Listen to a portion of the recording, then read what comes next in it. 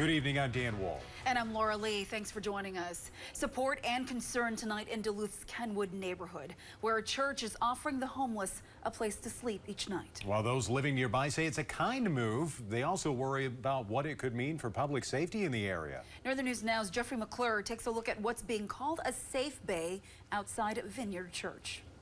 When I moved to Duluth, we didn't have anywhere to go, so we were sleeping in our car. The story of Sharika Smith, a mom who once lived out of her car, was shared Wednesday night at Vineyard Church. Chum leaders saying a new initiative outside of the church would help people like Smith.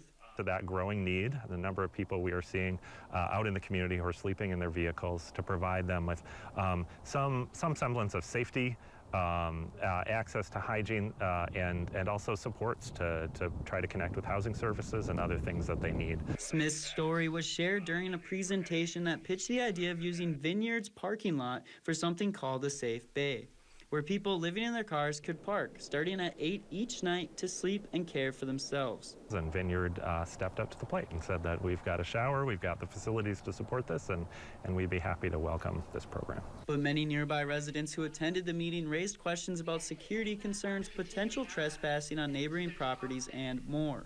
If you're like me, you love living in Kenwood because of the safety and the privacy and the quiet, and you might be here because you're defending that, right?